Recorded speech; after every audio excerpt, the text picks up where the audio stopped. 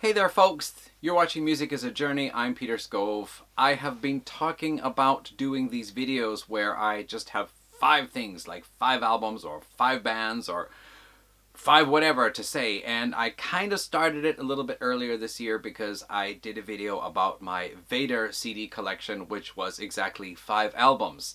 And I also picked up very cheaply the first 5 Collective Soul albums because I suddenly felt like I wanted to check them out more. So I actually have done a couple of videos based on 5 so far, but not really quite officially.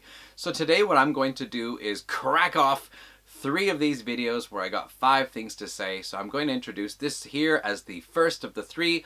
I will introduce each of them as I go along. So today's topic for the first is 5 concerts I've been to. The reason why this topic came up is, well, partly because, what's his name, Racer Records over in Saskatchewan, he has been adding to his channel a series about, hey, I saw those guys, where he talks with somebody else, I think, about some band that they saw in concert. And as well, recently I commented on Embryonic Robot's channel. We were kind of exchanging comments on one of his videos there, and we started talking about this band, and then I said I'd seen them live, and he said he'd seen them live, and we were talking about that.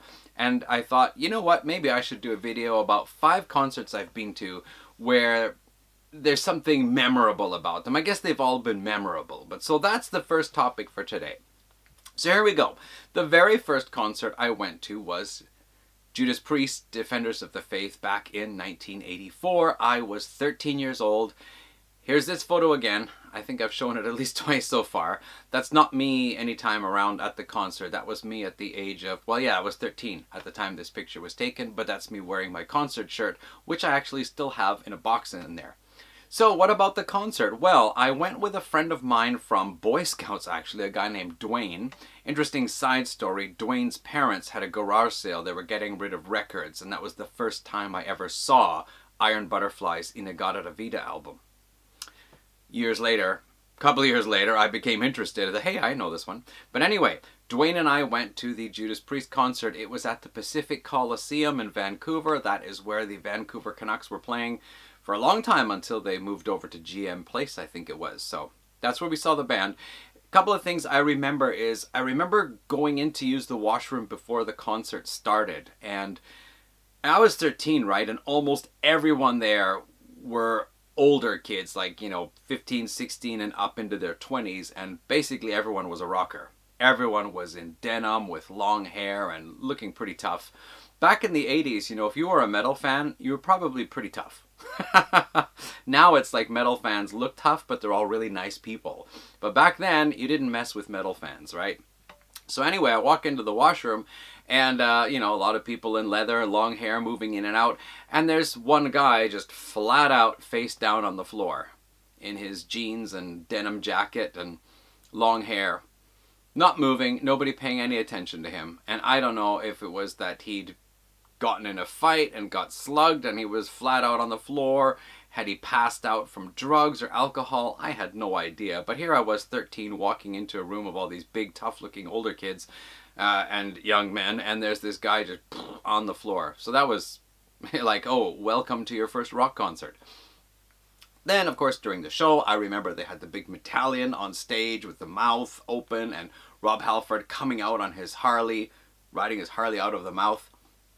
And one highlight for me, I remember, was I was seated from the stage. I was seated off, well, I guess it would be the left side of the stage, and I was up on the balcony, or the next level up, one seat away from the edge there.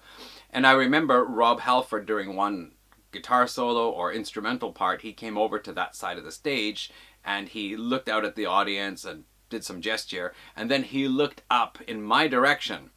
Now, I didn't know if he could see me or not. I really don't know how much they can see of the audience from the stage there, but I just remember it looked like he was looking my way. So I stood up. So I was above the person in front of me, and I did this because Rob Halford often did that. And then he did this.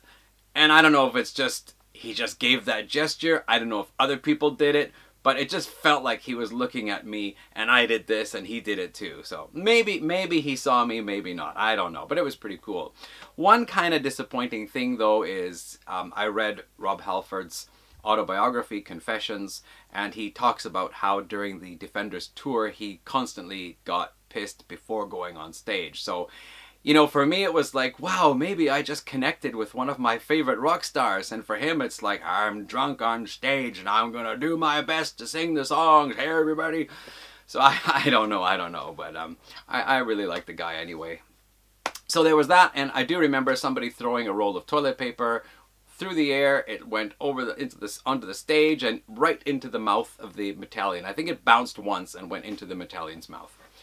Sad thing, a little bit at the end of the concert, I'd bought the t-shirt and I'd bought a Defenders headband, and I was foolish enough to wear the headband as we were all going out of the Coliseum, and I just remember someone snatched it off my head, and I turned around and I just saw a bunch of people walking all with their hands in their pockets looking straight ahead. So I kind of had my suspicions about this one guy who looked like he was around maybe 16.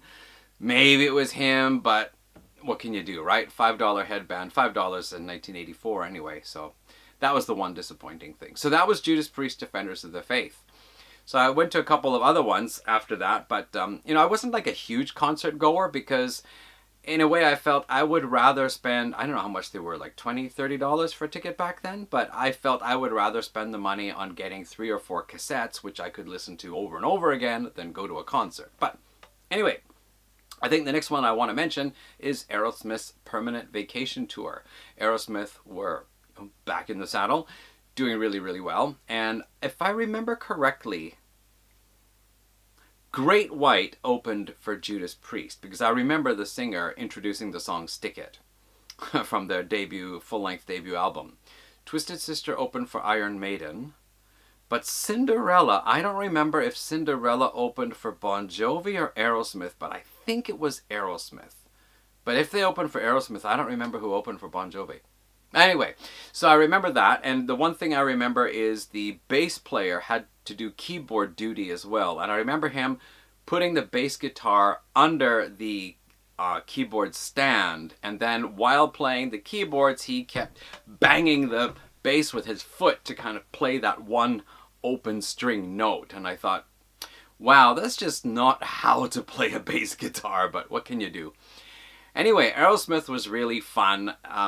Permanent Vacation Tour, yeah, Aerosmith, they were great. And the thing I remember the most is Steven Tyler. And let me see here, how old was he at that time? I think he was about 38 years old at this time. And I remember him like taking the mic stand, hammering it down onto the stage, and then holding on with both hands and doing a flip over it. I also remember him climbing up on the speakers, jumping off the speakers, doing the splits in the air and landing on the stage and doing like a somersault. I don't know, the guy was just all about the gymnastics and acrobatics. And at first, you know, at that time it was like, okay, well, we'd seen all these videos of David Lee Roth doing this, you know, splits in the air and his sword dance and all these moves. So seeing Steven Tyler do it wasn't really a surprise. It was just, wow, hey, that's really cool. But I realized later on, he was about 38 years old at that time and he was doing that stuff. That's pretty amazing. Then I do remember there was one point someone threw a shoe during one of the songs. Someone threw a shoe and I think it hit Steven Tyler. And he told everybody to stop playing. And then he made some comments about being up on stage and here for everybody's entertainment. And then I remember he said, if you do that again, I am coming off this stage and I'm going right down there and I'm going to fuck your old lady right in front of your eyes. Which made everybody laugh. Because, you know, you think it's going to be, I'm going to come off this stage and go right down there and I'm going to bust you one in the chops. But no, it was like, I'm going to, you know, screw your old lady in front of your eyes there. But later on, I remember also Steven Tyler saying, a lot of people have been asking why he always grabs his crotch while he's on stage. And he said, I'll tell you something, I've been in this business for a long, long time, and it's the only thing they haven't tried to take away from me, so I gotta hold on real tight. Anyway, Aerosmith, great show that was. So then we're gonna skip up a little bit. Let me see, what did I say next? Oh yeah, of course, Pink Floyd. Pink Floyd Momentary Lapse of Reason tour. That was really fantastic because all the bands I'd seen up until that time, you went there to watch the band perform on stage. And yes, they had a stage set, like with Judas Priest and Iron Maiden, or you just watched them perform, like with Bon Jovi, Boston, Aerosmith, and so on. But Pink Floyd was a different thing. First of all, it was at BC Place Stadium. This is a football-sized stadium. Canadian football-sized stadium, even. And I sat way at the back, the opposite side of the stage. So everybody was pretty damn small. They were just little figures in the light. Of course, there was a video screen, so sometimes you could see them if there wasn't some video playing along with the song. But one of the first impressions I remember was, man, did it smell of marijuana. Like, I'd smelled that at other concerts, but Pink Floyd, I thought like they were burning pine trees around there somewhere. It reeked. That's why it's called skunk. You know, man, did it ever reek.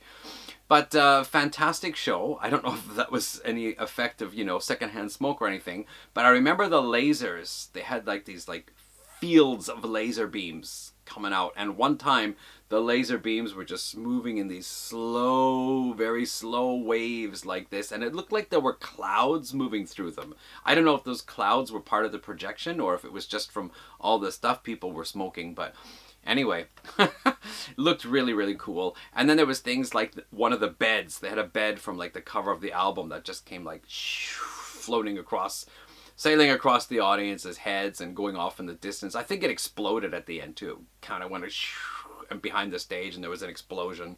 Of course, there was the big pig from Animals floating around. And I believe they even had a Stuka? One of those old, or Spitfire? I forget. Not a Stuka, that's a German plane. It would have been a Spitfire. They had, like a World War II fighter plane actually going across the audience as well. So that was pretty damn impressive. So Pink Floyd, Momentary Lapse of Reason. I really liked the album. I thought side 1 was great. Dogs of War, kind of, it's okay, but the rest of the songs were really cool. Loved the opening instrumental. And side 2 had some pretty cool stuff on it as well. Lots of really cool moments within the track. So, yeah, that was great. Okay, then, next up, I actually was going to mention 5, but I think I'm coming up to 6 here. So, I'm going to pick what I talked about with Enigmatic Robot. This was a Canada Day festival at the University of British Columbia. Several bands were performing. I remember Bare Naked Ladies were there. They were funny. They were funny. They did like, you know, goofy things and dancing and saying funny things between songs. And at this time, it was probably around 92 because they hadn't released their second album yet. And they sang one song called I'm in Love with a McDonald's Girl, which did not end up on their next 2 albums. I don't know if it came out later on or was a B-side or just never got recorded, but they sang that, which was fun. Then also there was a band called Moxie Fruvis, and that's the one I was talking about with Enigmatic Robot, because in the 90s, Moxie Fruvis was a very fun, entertaining band. They started out as 4 a cappella singers busking on the streets of Toronto, and they had on their album 4 voices, accordion, snare drum, and I think acoustic guitar. And that was the basis of their act there for their debut album. So lots of a cappella songs with these sparse instruments, humorous lyrics sometimes, fun songs, funny songs. They were great. So they were a really fun band, and they were great live. They had a song about the Cat in the Hat where they actually wore the big red and white striped hat and did a kind of rap to it. It was really cool. We had The Pursuit of Happiness. They were also great. But the interesting thing about this concert was Snow was there. Snow, he is a rapper. He's a hip-hop guy. Canadian hip-hop guy. So he came out on the stage, and I think people were kind of like, okay. He had a hit song called Informer at the time. But the problem with Snow was, as a hip-hop guy, he kept saying about like bitches and hoes. And the UBC crowd, they were not having it. And people started to boo. And I think he thought they were booing his music, because he said, hey, guys, you know, I love rock music too, but, you know, I'm about the hip hop. And I thought, no, that's not why you're being booed, dude. You're being booed because you're saying using inappropriate words to describe women. This is University of British Columbia. We don't take that over here. So he went on with that, and then I think finally someone in the audience got angry. I don't remember if somebody threw something at him or said something at him, but he stopped his performance and he told the guy, you know, threw an F-bomb at him, and then he really got booed, and I think he just stopped his performance and he went off the stage. And I felt kind of sorry for him because, you know, in the hip-hop crowd, they probably will, you know, not flinch at those kind of words, but he was put in a rock crowd, in a university student. You know, we're a bunch of greenies over there. We like tree huggers and granola munching hippies and women's lib and gay rights and all that kind of thing. So yeah, they were just not having that. And yeah, guy got booed off. Then I seem to remember it was Moxie Früvous, not Moxie Früvous, sorry, Pursuit of Happiness. First, Bare Naked Ladies, I remember, they said, I think they came on next, and they said, sounds like you guys, or we heard you guys got 12 inches of snow, which is an allusion to Snow's record, which was called 12 Inches of Snow. But, you know, they're making a joke about that. And then later on, I keep saying Moxie Früvous, Pursuit of Happiness came on. I think it was Mo Berg, the singer and guitar player. He said, so I heard that, you know, Snow told somebody to fuck off or said fuck or something like that. And then he said, well, we're the fuck band here today. And then he proceeded to, in between songs, constantly use that word. But of course, he wasn't using it towards audience members. He was just, you know, using it in many other forms. So that was funny. And one other thing about that concert, we had Ned's Atomic Dustbin, whom I'd never heard. I'd only seen their name at the record store. And a girl that I worked with, we worked together in a restaurant. She was a really cute girl. I think her name was Lolita, actually. She was there, and she was there because she wanted to see Ned's Atomic Dustbin. And they came on stage, and I thought, wow, it's Canada Day. I didn't know they were Canadian. And they came on stage and said, we're not Canadian, but if we were, we'd be really proud, with their lovely English accents. And after that, they performed their set. I think it was 4 or 5 songs, and that was it. It's like, okay, thanks for clarifying that. So that was the Canada Day Festival concert thing at UBC. Then one other one that I think is worth mentioning is the Rankin family. Oh yeah, I have some other ones I could have mentioned, but I'm going to mention the Rankin family because you probably won't hear me talk about them on this channel very much. The Rankin family were, I think it was father, son, and 3 daughters.